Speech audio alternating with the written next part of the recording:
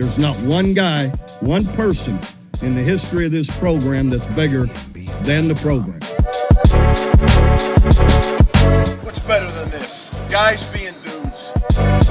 Ooh, what's up and welcome into this episode number 50 of the Program Guys podcast. My name is Mason Prince, joined with you as always by Ryan Tyson, Mark Hall, Matt Gann, Patrick Kurtzberger. Today is Thursday, December 22nd. Be sure to like, subscribe on our YouTube channel. You can follow us on Twitter at Program Guys with a Z, on Instagram, Program Guys with a Z, our Facebook page, Program Guys Podcast. So wherever you get your podcast, that's where you can find us on Spotify, Google Podcasts, Apple Podcasts, all of that good stuff. It is National Signing Day. This is the National Signing Day episode of the Program Guys Podcast. The Oklahoma Sooners wrapping up a class of 24 young men joining the program. I'm wearing my Program Guy shirt. It's Bob today. If you see it on our YouTube channel, be sure to subscribe to our YouTube channel, by the way. Trying to hit 1,500 subs. That's our next goal. We want to hit 1,500. Be great. Mark is on the road. He is dedicated and joining us from a car. He's not driving, so don't worry about that. He's passenger seat ride in this one. That's right. Ryan, Matt, Pat, how you guys doing? Good. Doing great, man. Love it. Feeling great. It's almost doing Christmas. awesome. I'm doing awesome. Great. Holidays have been great. I'm excited for this weekend.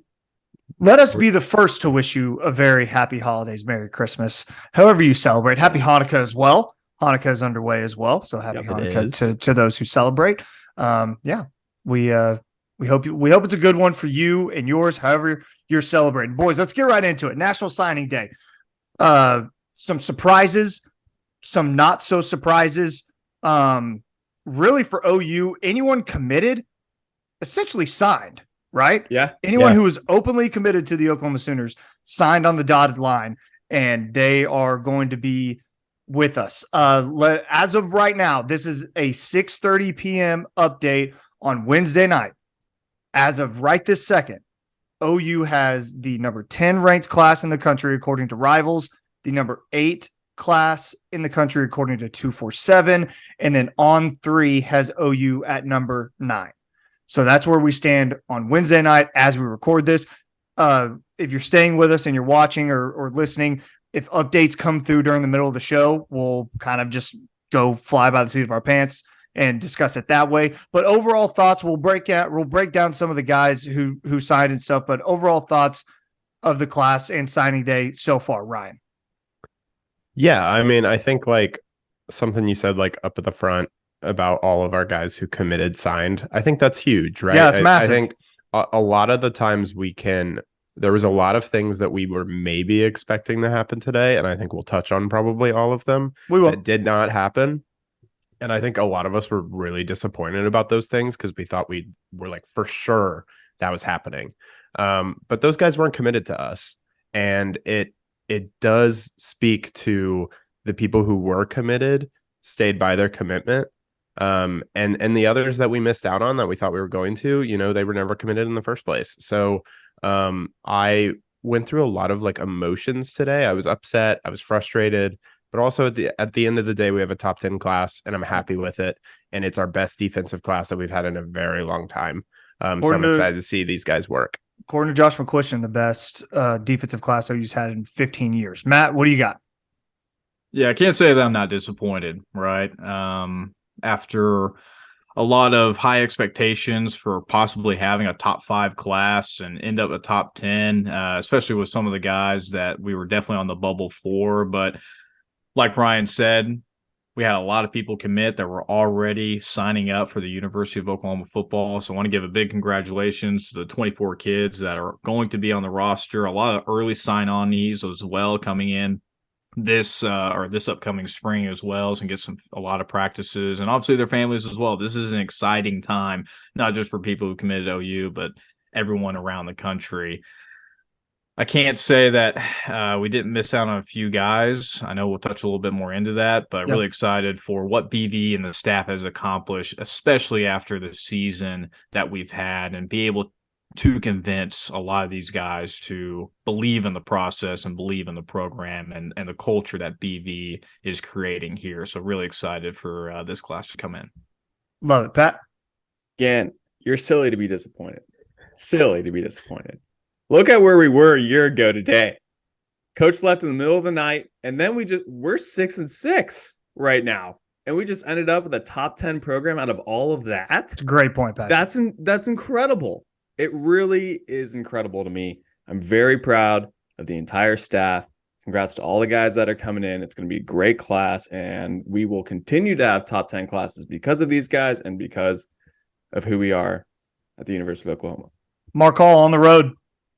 On the road, checking in, guys. Yeah, the biggest thing to me is the guys that committed stayed committed throughout the entire process. I mean, think back to last July and August when recruiting really started heating up. Yep. We were flying high, right? The only people we've lost since that time are Colton Bassick, Anthony Evans, and that linebacker. Whatever. We got a lot of linebackers coming in. Yeah. I think, sure, maybe signing day itself might have been a little disappointing, but honestly, I'm stoked with all of the guys that are coming in. I'm stoked that the class was able to stay together after a 500 season at the University of Oklahoma. That doesn't happen often. And the coaching staff was able to keep these guys in line, keep them on board. And it's headlined by Jackson Arnold, man. Thank God he was the crown jewel as early as he was, because if you don't have him, I think it's a lot easier for guys to peel off. Yep. But the staff really did a great job locking him in and locking in those other 23 players. The last thing I have before we move on is that seeing all 24 guys who were committed sign, just so OU fans know, there were tons of guys who were committed to other schools who signed elsewhere today. Yeah, people are going to focus on the guys that we missed out on. And that's fair, Matt. That's a fair point, Matt. I'm not discrediting that at all.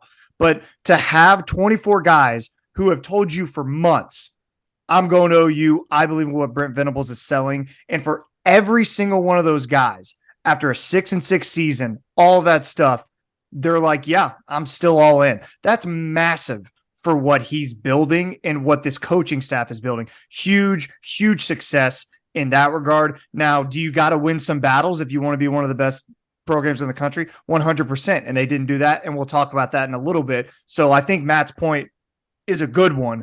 And a lot of OU fans are going to be feeling that way. But we'll talk about those guys in a minute. Real quick, Jackson Arnold, PJ Adebaware, Jaquez Petaway, Caden Green, Makari Vickers, Jacoby Johnson, Samuel Omasigo, Derek LeBlanc, Lewis Carter, Josiah Wagner, apologize for that, Dalen Smothers, Keon Brown, Joshua Bates, Day McCullough, Kendall Dolby, Logan Howland, Heath Ozeta, Caleb Hicks, Phil Picciotti, Ashton Sanders, Taylor Wine, Cade McIntyre, Eric McCarty, Marcus Strong. Welcome to the program, gentlemen. And then the transfers that are coming in, Austin Stogner, welcome back. Dasan McCullough, that great player from Indiana, and then Jacob Lacey as well. As Patrick mentioned, the guys coming in the spring is going to be Caleb Hicks, Dalen Smothers, Josh Bates, Derek LeBlanc, Sanders, Picciotti, Vickers, McCarthy. Those guys will all be there. So let's so will Arnold, by the way. And Jackson Arnold. Apologize. His name went on the list. So I think now is probably the best time before we really dive deep into the guys who did sign, is the guys who didn't sign. So Peyton Bowen is the name that is going to stick out to everybody. He held his announcement on Wednesday morning at about 10 o'clock. He had two hats on the table, a Notre Dame hat and an Oregon hat. He faked the Notre Dame hat, put the Oregon hat on, held up the O. There wasn't an OU hat in sight. An interview later with his mother revealed that Notre Dame and Oregon were really the only two options for him at that point. He said he decided on Oregon like right that second, which is a weird thing, but I mean, he's 18 years old. So what are you going to do? That's a tough loss because he's a great player and you thought you were in it. And to lose that on a guy like that, Mark, what's your thoughts on the Peyton Bowen situation? We lost Mark. Ryan. Oh, sorry. I didn't hear you say. No, I didn't hear you say Mark. No, that was Yeah. my bad, guys. Yeah, the thing about it, for a recruitment that seems so measured and seems so just under wraps, and like Peyton was not someone that was tweeting about it every day, right? Yeah. For someone who seemed so locked into either his commitment to Notre Dame or Oklahoma, this Oregon thing really seems like it came out of nowhere.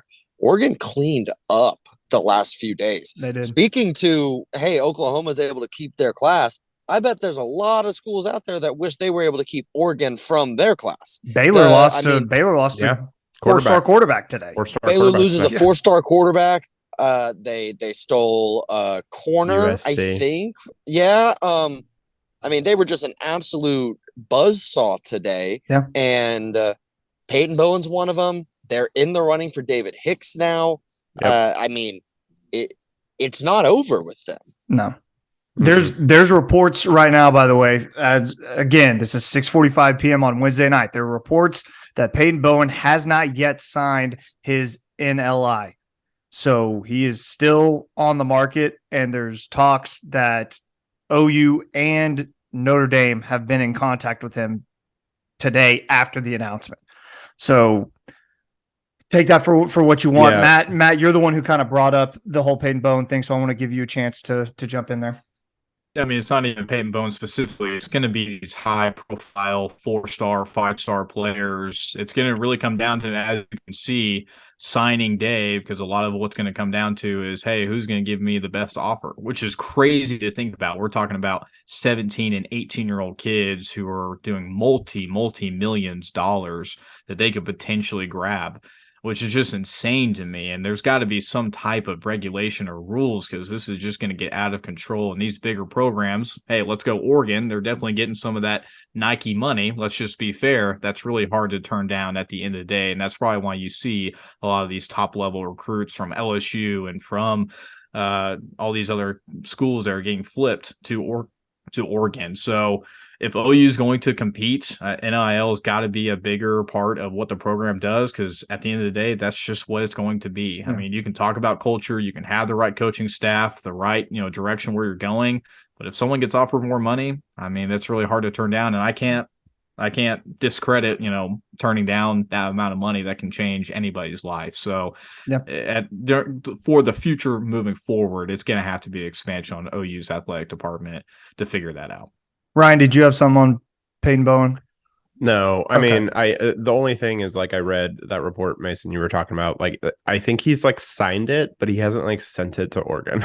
Like, that's apparently like what has happened. Like, he signed it on the table at that time, but he hasn't sent it. And I'm curious on how much that has to do with like his mom's reaction to it, which was obviously not favorable.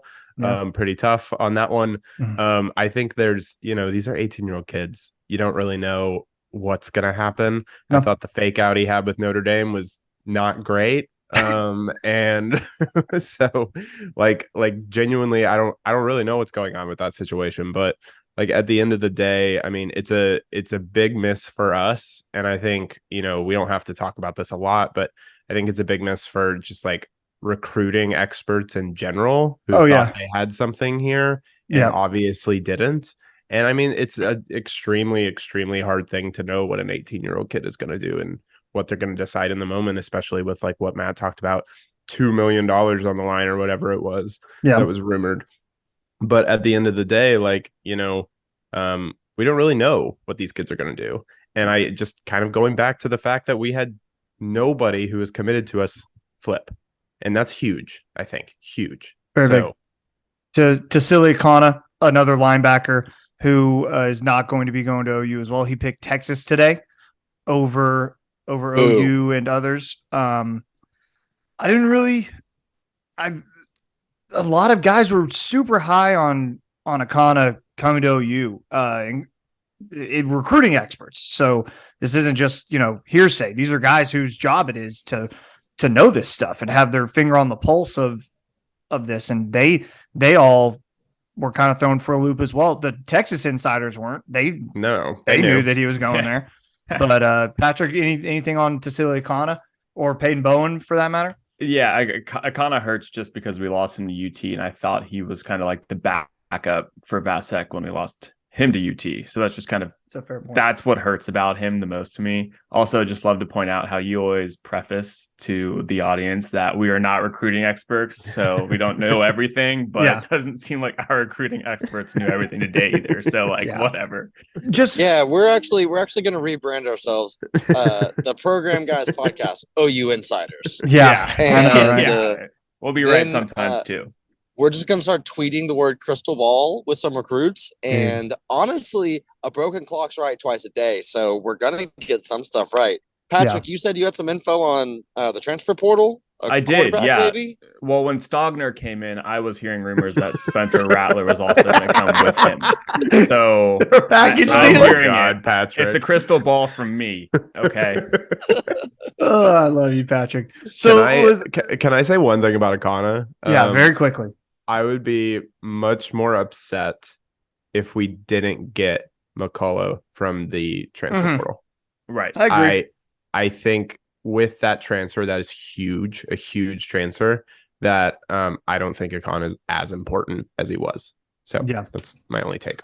The only That's a thing good point, Ryan, that you got to look at the whole class as a whole. That's all.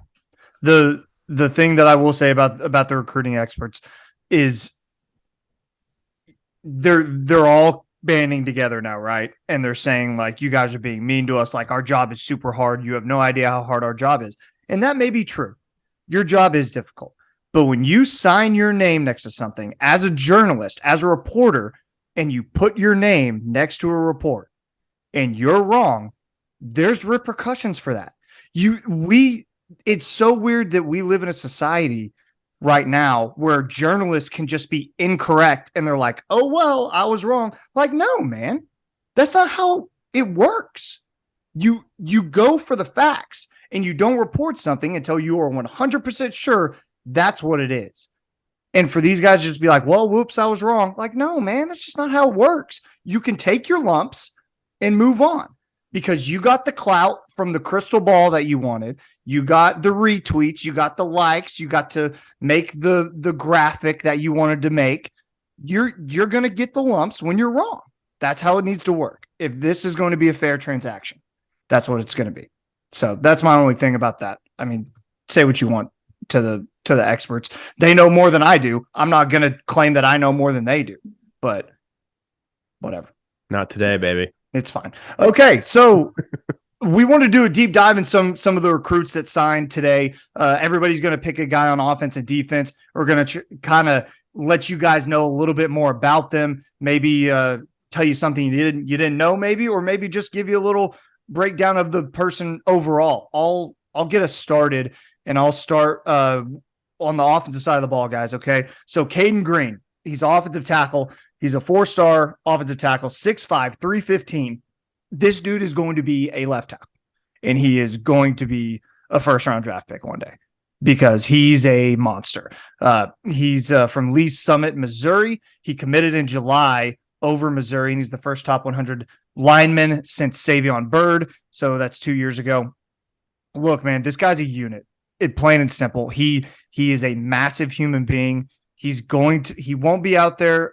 From everything that I'm seeing, he's not quite ready to start as a freshman. If he did start as a freshman, look for him to be a little green. No pun intended, I guess. But look for him his sophomore year and on. Thank you. Look for him his sophomore year and on to really be instrumental in the building of this Bill Beanville offensive line. He has the body type. He has the length. He has the power. He has all of the intangibles you want in a Bill Beanville left tackle. I'm not going to say he's the next Trent Williams because Trent Williams is obviously Trent Williams and the best offensive lineman in the NFL right now. But, man, he's got a lot of potential and a lot of untapped potential. I'm really, really excited about Caden Green. Well, you heard it here first, folks. First-round draft pick. That's right. Heard it here first. 4 years from now. Or 3 I wrote years it down, so it's in my notebook. I just got to keep this. That's from Program Guys OU Insider Mason Prince. Crystal ball, first round draft pick. So the first round. Yeah, he's going to the Texans. Yeah, there you go. Going to the Texans. They'll probably still be picking first overall by then. Exactly. Patrick, who's your guy? Yeah, I got Taylor Wine. Of course, I had to. Oh, we're doing offense. Yeah, going offense. Going offense. Sorry, buddy. Come on, Pat. Oh my god. Come on, man. falling I apart. got Keon Brown. All right, guys. Wide receiver from Florida. We're really excited about him. 6'3", 188. That's amazing. He came fourth in a state track meet as well. So he's very, very fast. He had offers from Alabama, Auburn, and Florida State. He averaged 22 yards a catch this season with 26 passes and 588 yards. He ran back a punt return as well as a touchdown return. So we could look for him in those kinds of positions as well. Just very good at breaking tackles, especially on screen plays. Shifty, explosive. Also, something that drew us to him is he's a very good offensive blocker. So very excited about that. A quote from Levy was Levy basically told him we need a receiver like him. And Brown said, this was kind of like a bold statement, but he was like, we need a go-getter, someone who's going to be aggressive and attack the ball, someone like him. Really excited for this guy. High-level recruit. I think he's going to be a great addition. I heard 6'3" and track star, and I'm like all in. Yeah. I'm all. Go ahead, Matt. Yeah, I was going to say, to compliment on the other side, another big guy. I got Jacquez Petaway, who is the number 8 receiver in Texas for wide receivers. And that's a big deal, according to 247 Sports. 5'11", 170 can be a great compliment to the guy that you just mentioned, Patrick. And this guy is more of a speedster. He is top end linear speed, ran a 10.55 in 100 meters.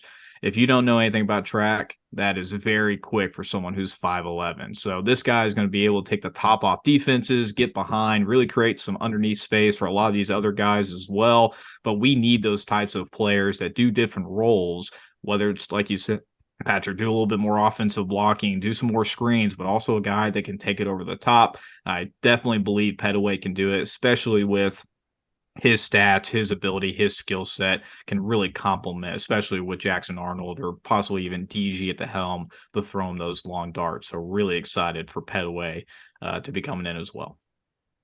Love it. Mark? All right, let's go, Ryan. Okay. Yes, sir. Okay, so I am going with – no, I'm here.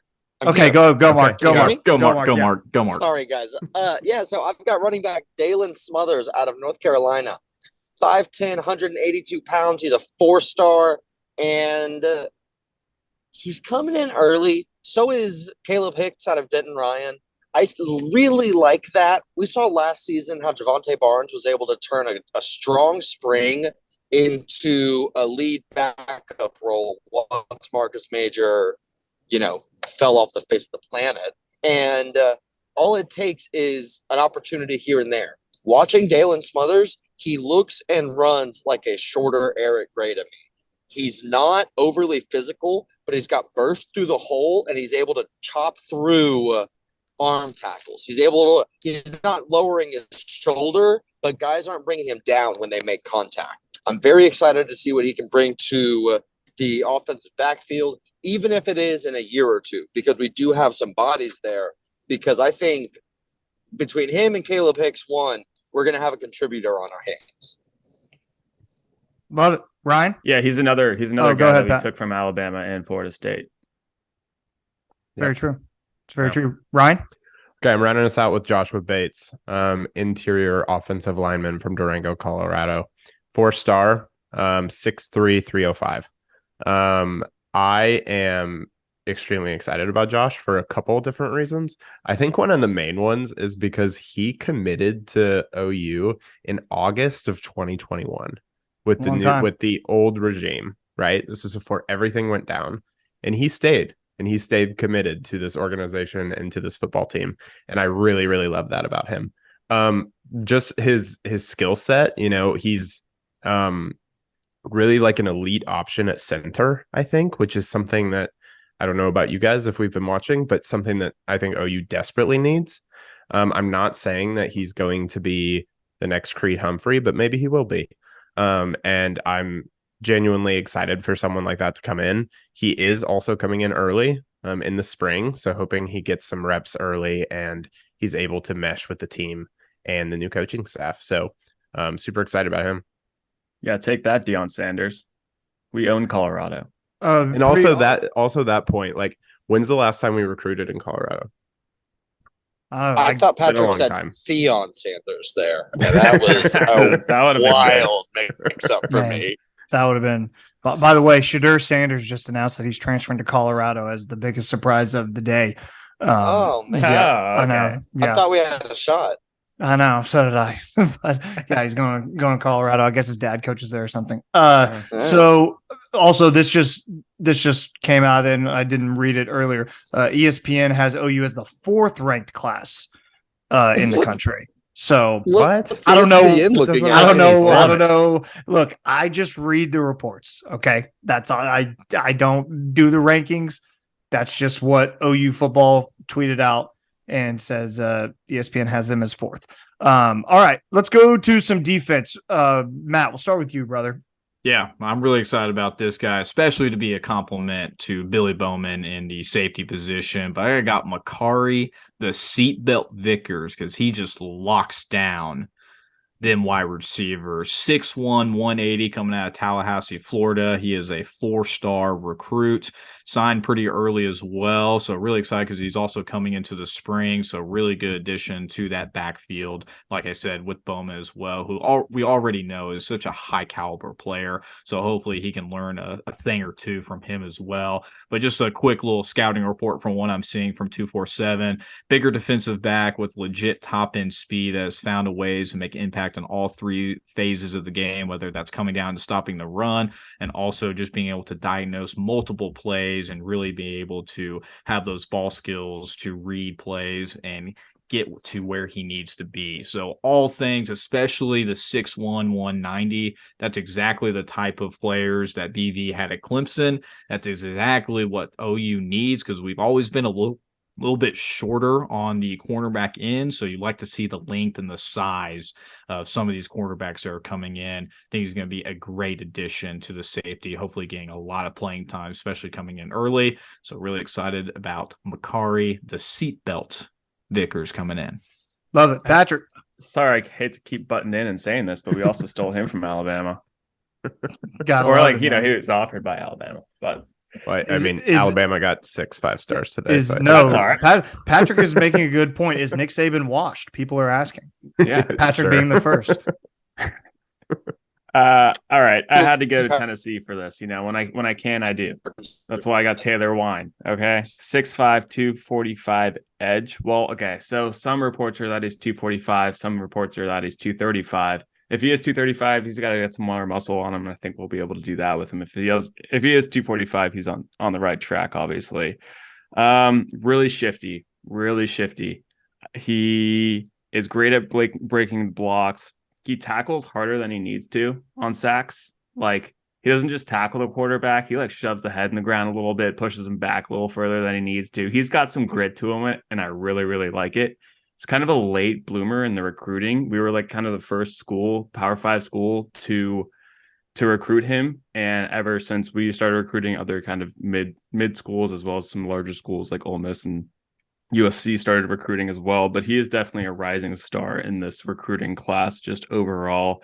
It's also super fast. There's a clip of a running back breaking the other side of the defensive line, and he gets to the running back before, like, the running back's on a 30-yard run. He gets the running back before the safety does.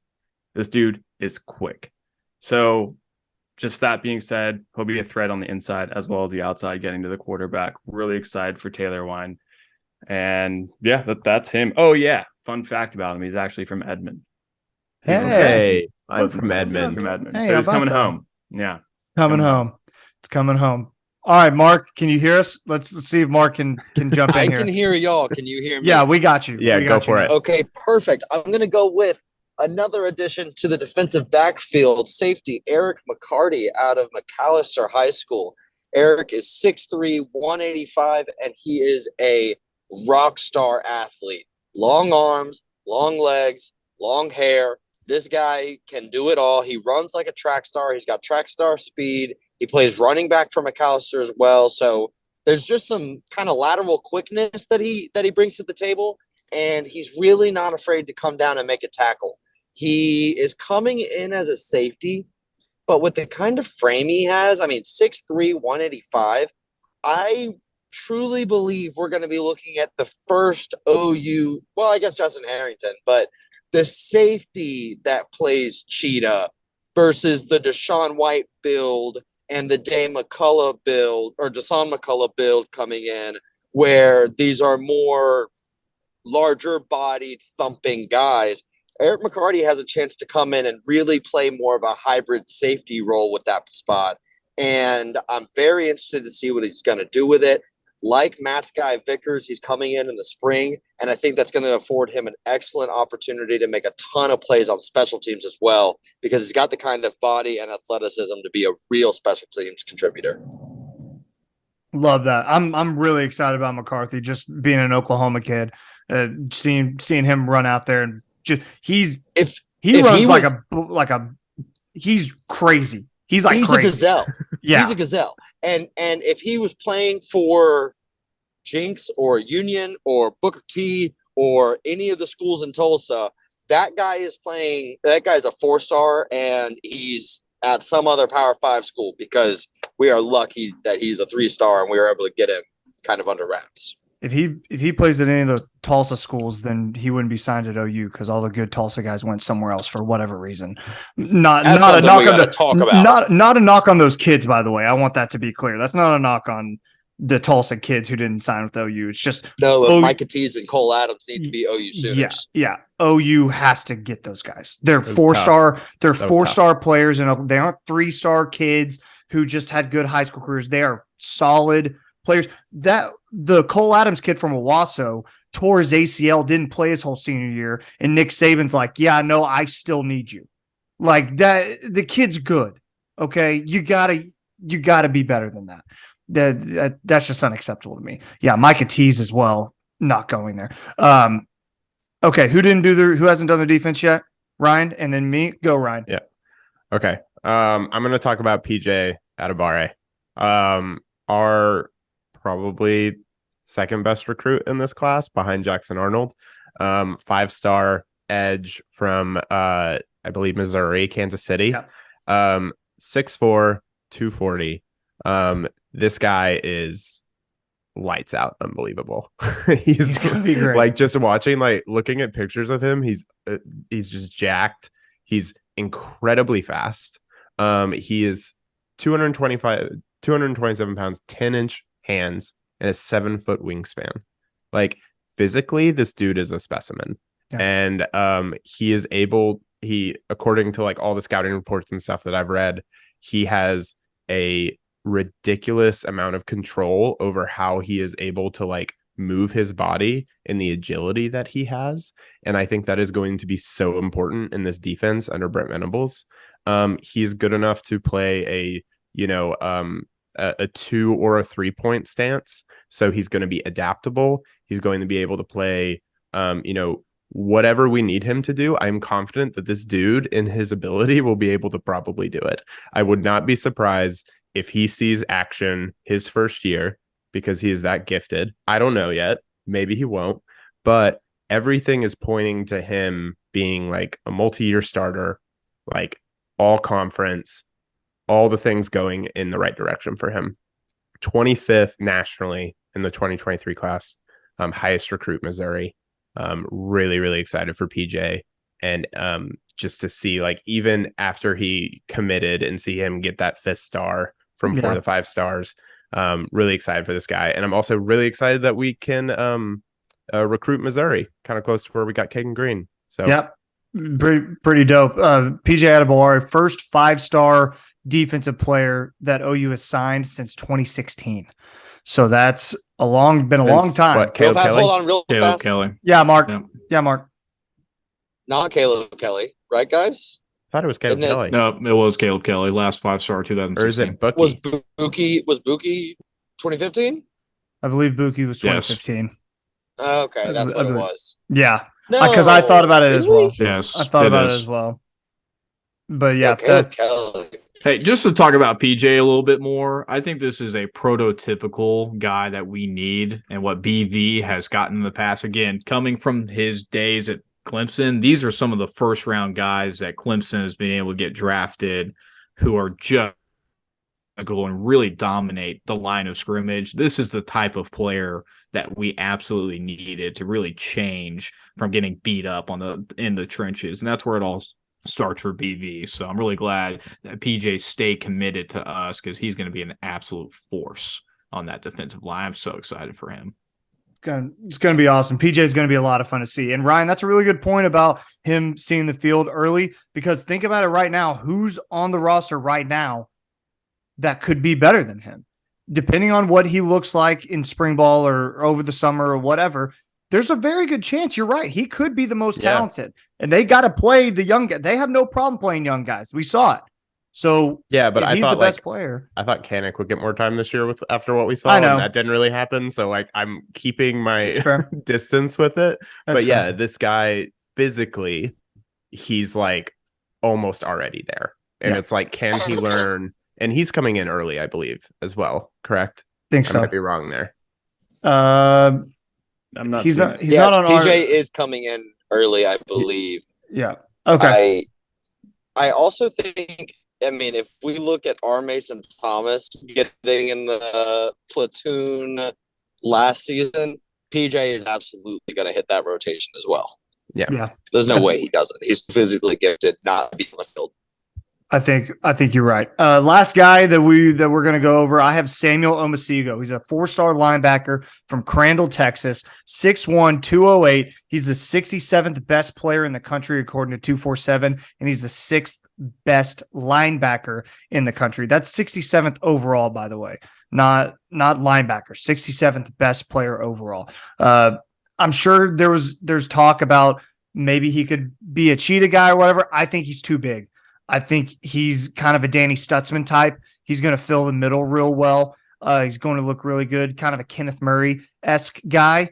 I'm really looking forward to seeing this kid play. 6'1", 208. I think he's got the build to be about 220 even. That'd be really fun to see. Especially, I'm just really excited for this defensive class, how just manly these guys are built. It makes me happy. Like, they aren't slight. They aren't like trying to be quick. Or they are smash mouth. We are big football players. Let's go out there and hit somebody in the mouth. And Samuel Omasigo is one of those guys. I'm really looking forward to seeing him play. Let us know down below in the comments, by the way, while you're watching along with us. Who's your favorite offensive and defensive recruit? Who's the biggest name that OU might have missed out on? Who's the biggest name that they got?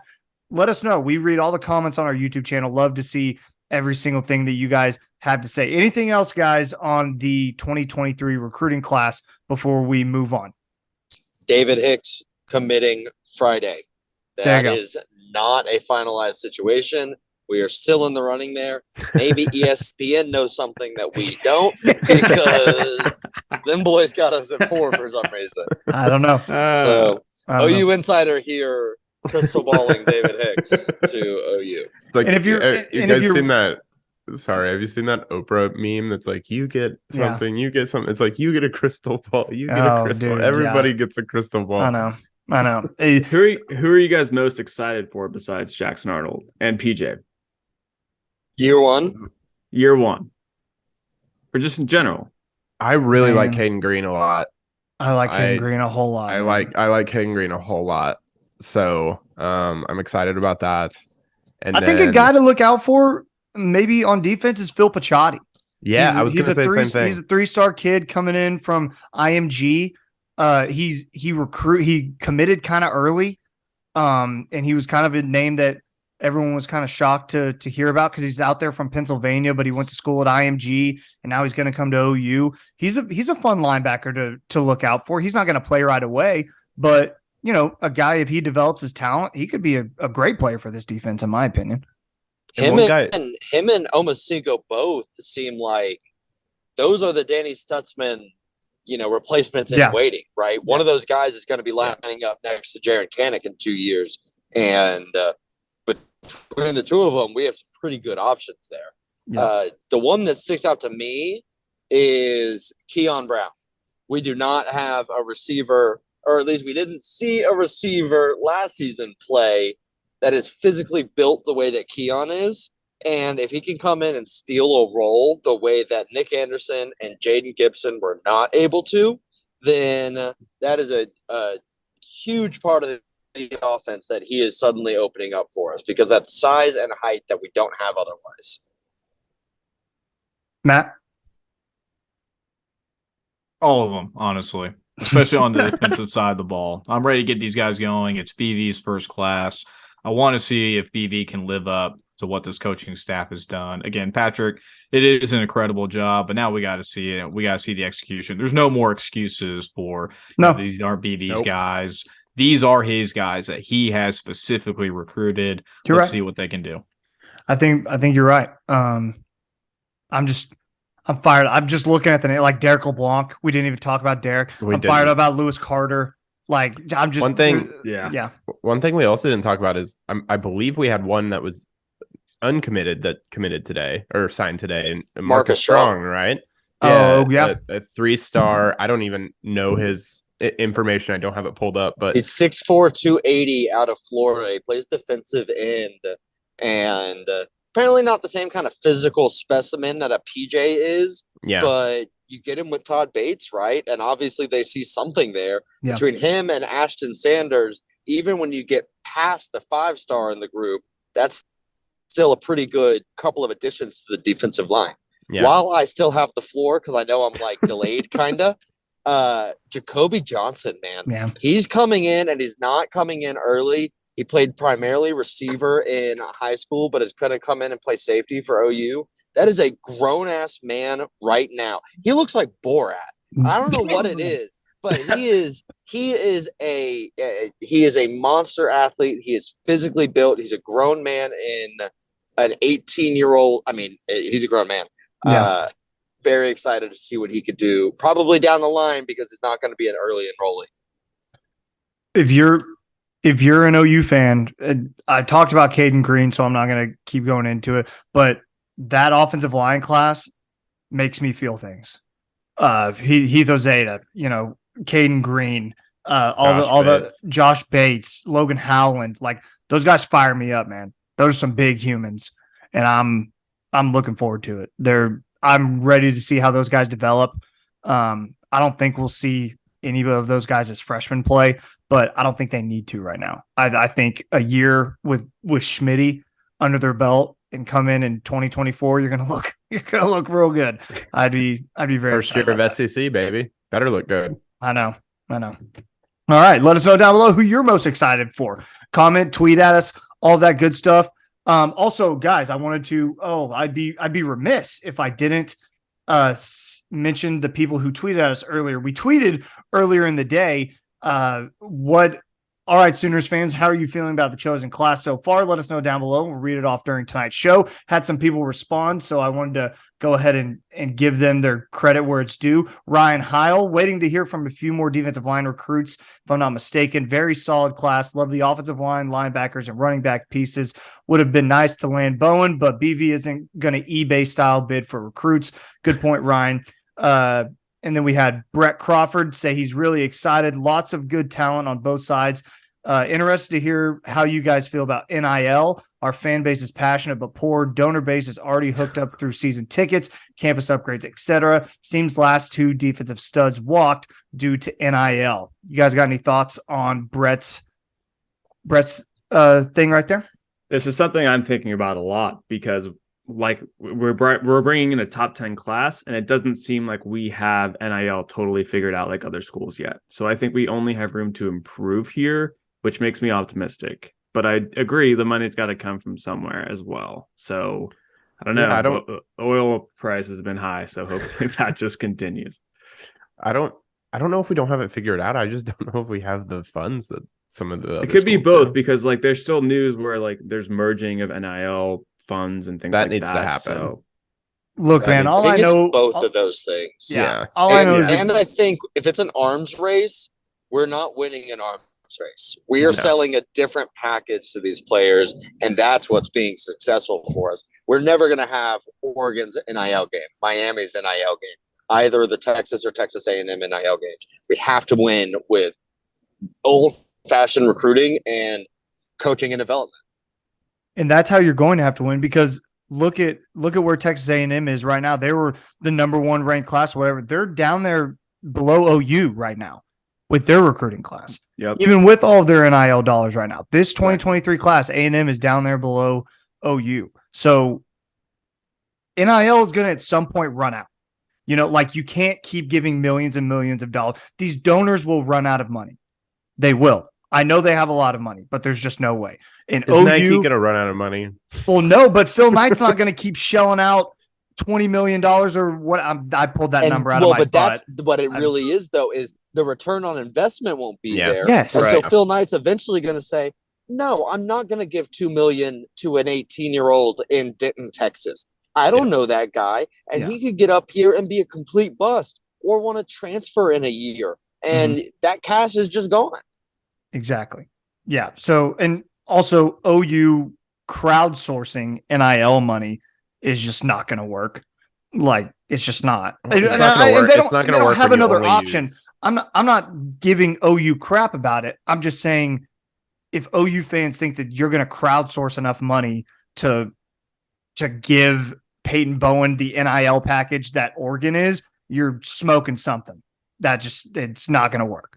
It's just not. I mean, gonna that work. campaign got to like half of their total, Yeah. and even that was less than Hicks's reported deal from A&M, I right? know. Like, Yeah. it- And that's why Mark's point is what I think is that OU and Brent are selling something different.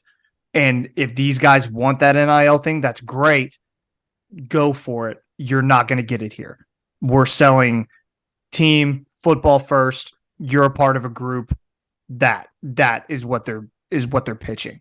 And those are the guys they want.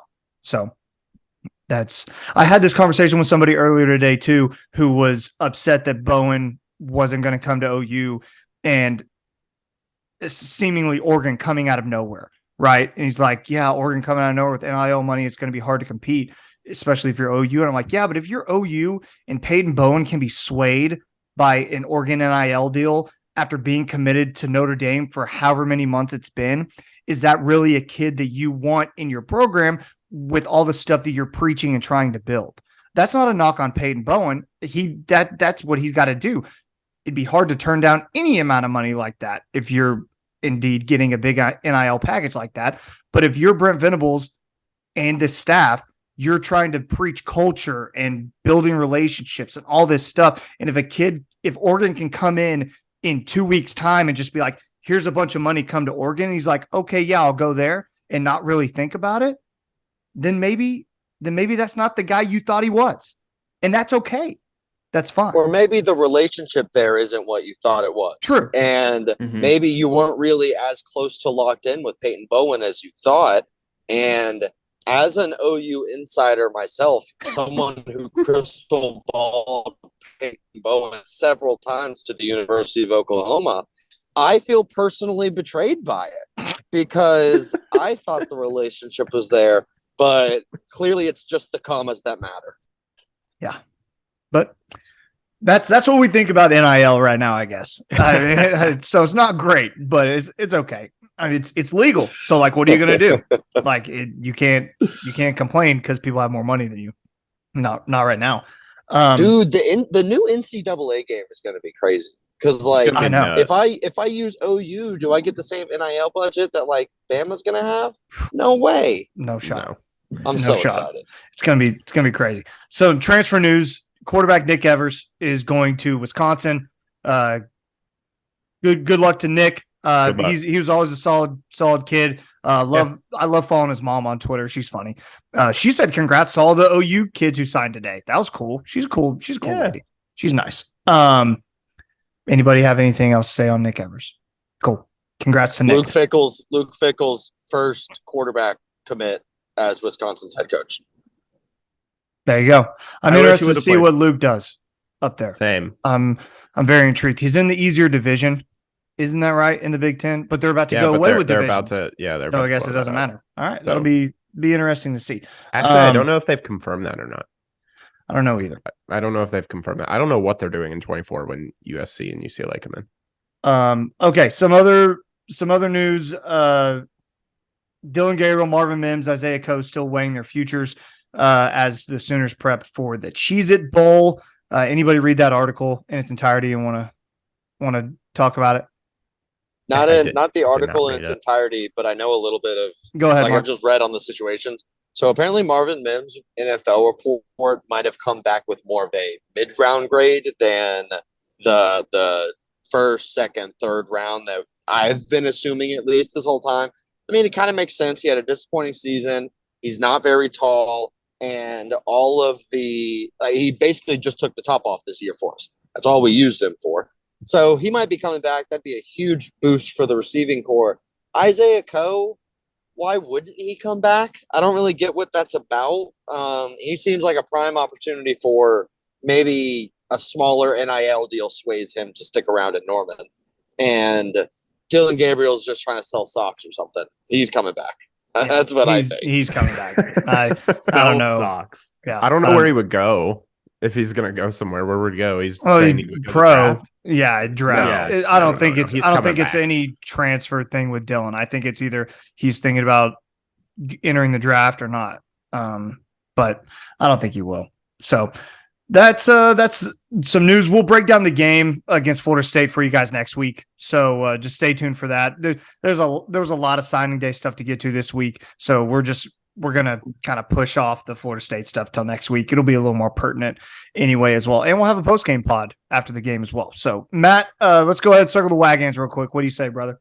Yeah, just real quick, just really had two programs that are currently playing and that are in season. A couple more will be coming later, especially in January after the December break or the Christmas break. But starting with men's basketball was at the Jumpman Invitational playing Florida, a pretty good Florida squad, ended up winning 62-53 behind 21 points from our transfer point guard Grant Sherfield, who had 14 of those 21 in the second half.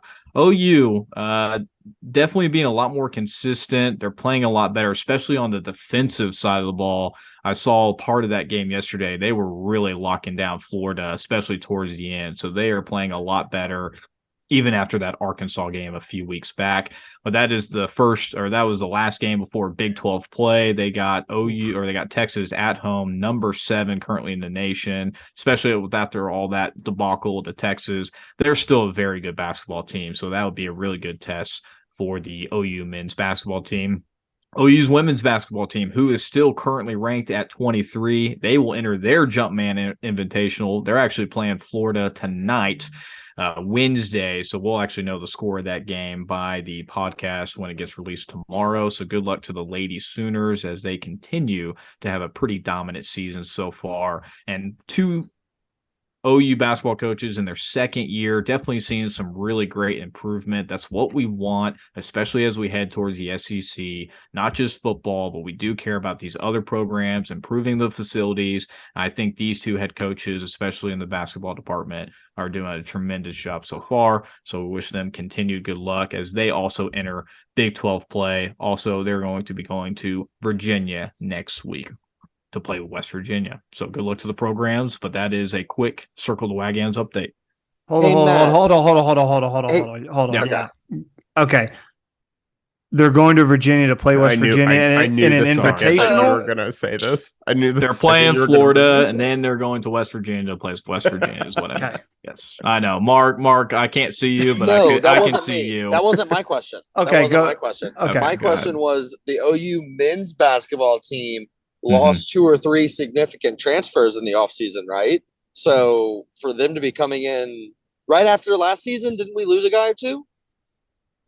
Not in particular. I mean, that actually started and had good minutes. I mean, OU men's basketball team just wasn't as good. They did keep a lot of players like Tanner Groves and his brother as well from the previous transfer portal, but really Grant Sherfield has probably been the biggest transfer impact. I mean, the way he's playing point guard and controlling the OU offense, it's pretty significant, but basketball is very similar, right? A lot of people move in and out just like football. So it's something that Porter Moser's had to deal with as well.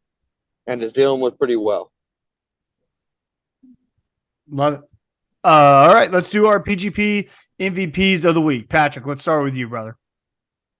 I have a long one, but it's just not the time. It's not the time. What do you mean? What does that mean? Okay, This is the time. Yeah, this is literally the show.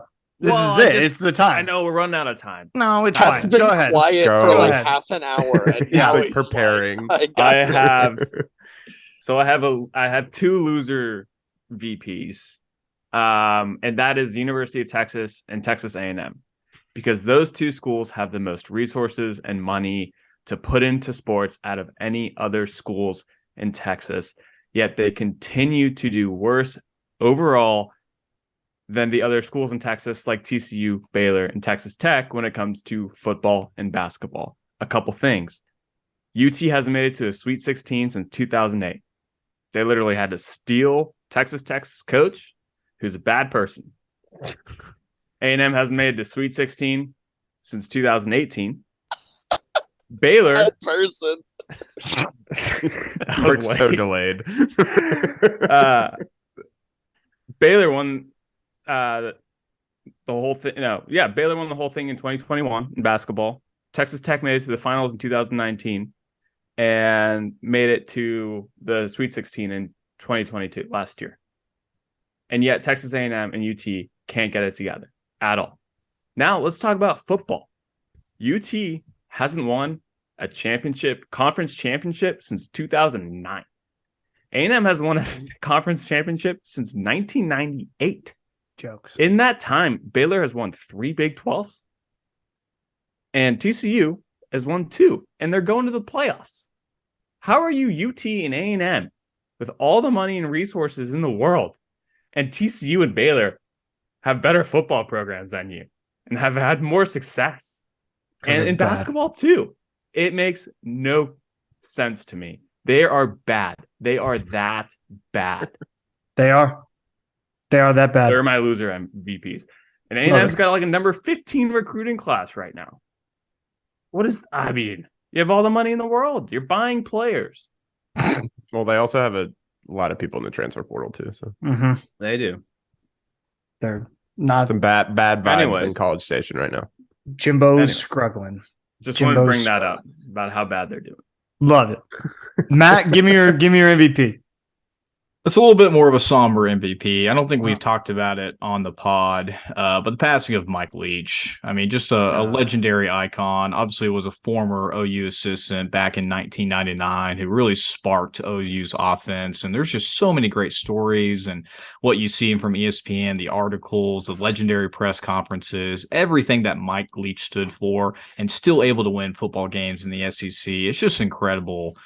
His long resume, being assistants, head coaches, everywhere he's been, he's always brought a better program to it. So RIP Mike Leach. I saw Bob Stoops was at his memorial, I believe was just this past weekend. And it's just really touching to see how many people he impacted and will continue to impact in the future. So MVP has to be RIP Mike Leach.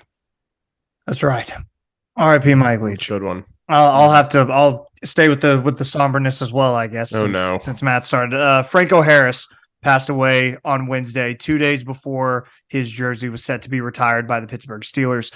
Franco Harris of the Immaculate Reception fame, one of the greatest players in Pittsburgh Steelers history, a great all-around person as well, a Pro Football Hall of Famer, just a tough loss for the football community. And to this point, I want to say, if you're an NFL franchise and you have one of the best players in your franchise's history, made the most memorable play in your franchise's history, why is he this old and you haven't retired his jersey, retired his number?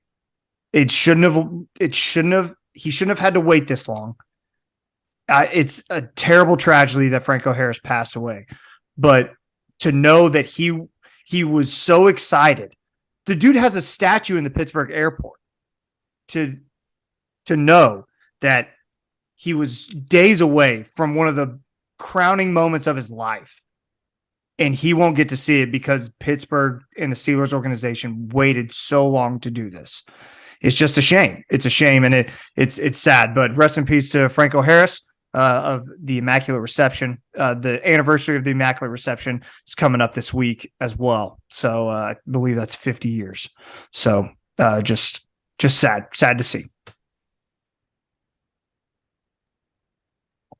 if you're still with us, put a smile on, because here's Mark with his MVP of the week. Yeah, guys. So I'm actually going to go not somber, and I'm going to go with the double MVP coaches, Jay Valai and Brandon Hall. I feel like both of these guys were people that we weren't super aware of when they joined the coaching staff last season. Yeah. But if you just run through their recruiting, the recruiting profiles of all the guys we've signed, I mean, Makari Vickers is one of their guys. Day and Desan McCullough, McAllister, Eric McCarty, Kendall Dolby out of NEO. It's the first time we've said his name, and that dude is going to come in and play this year. So yeah, for sure. Two guys, two coaches who have come into the opportunity at Oklahoma and really, I think, shown their strength on the recruiting trail, in addition to what we've seen out of the corners and the safeties improving on the field. Obviously not everyone, but Woody played well this season. Billy Bowman's a bat out of hell. These guys are sort of making a name for themselves coaching here, and it's really great to see. Love it. Ryan. Yeah, I'm last. My MVP is my love-hate relationship with the Minnesota Vikings. They made the largest comeback in NFL history this past weekend, being down 33-0 at home to the Indianapolis Colts, whose coach is Jeff Saturday, and with 8 minutes left in the third quarter. So, had a comeback, got to OT, kicked a field goal, won the game. I don't know how it happened. I'm still shocked. I still don't understand it. I don't understand this team. Matt Ryan, real tough. He just got benched this week because of this. He's how it happened. And it just follows him. Yeah. It just follows him everywhere. And if anyone, I wish I could screen my text to these guys right here during the game where I'm just like, I hate this team so much. They are frauds, they're fakes, and then everything else is happening behind the scenes, and I'm like, wait, they're coming back, they're doing it. And I'm a mess when it comes to the Vikings. I think the Vikings are a mess, but somehow they keep winning. They locked up the NFC North. I'm super excited about that. Are they probably going to have an early playoff loss? Most likely, but I'm excited. So Minnesota Vikings. Matt. Hey, that's awesome, Ryan. I do want to have some breaking news. I do have some inside information that I'm currently getting about Peyton Bowen, that he just got some news sent to me that a source has confirmed that he has been in heavy contact with Notre Dame and Oklahoma this evening. His letter of intent has not yet been sent to Oregon. He is still in constant communication with the Sooner and Irish staff. And that was as about 20 minutes ago from what I see an article by Brandon Drum, OU Insider. So okay, who the heck knows where this is going? So maybe we might have to do an emergency press conference tomorrow to see where Peyton Bowen ends up. But that is just, this gets wild and wilder as the evening goes on. Well, what's his deadline? Midnight? Brandon Hall is tenacious on the recruitment. Yeah. No, I don't. They have a window. I don't know how long the said window is, but it's not like he has until midnight. I think it's in the January, isn't it? Yeah, it's got to be somewhere around there. But I think he has some time. Yeah, he's got time to decide. Because who's signing on Friday? Who is that? Hicks. Yeah, so Hicks is signing on Friday, so he has all the time in the world. All right, that's going to do it for this week's show. Episode number 50 is in the books. Be sure to subscribe on our YouTube channel. Follow us on Twitter at Program Guys with a Z, Instagram, Program Guys with a Z, our Facebook page, Program Guys Podcast, wherever you get your podcast, that's where you can find us. Comment on our YouTube channel. Love to hear from you guys for all of our episodes. It's going to be a great, great week. Hope you guys have a fantastic holiday weekend. Enjoy the time with your family, with your loved ones, by yourself, whatever you're doing. It's the right thing to do. Have a great Christmas. Merry Christmas. And Pat, take us out. Keep pushing it, baby.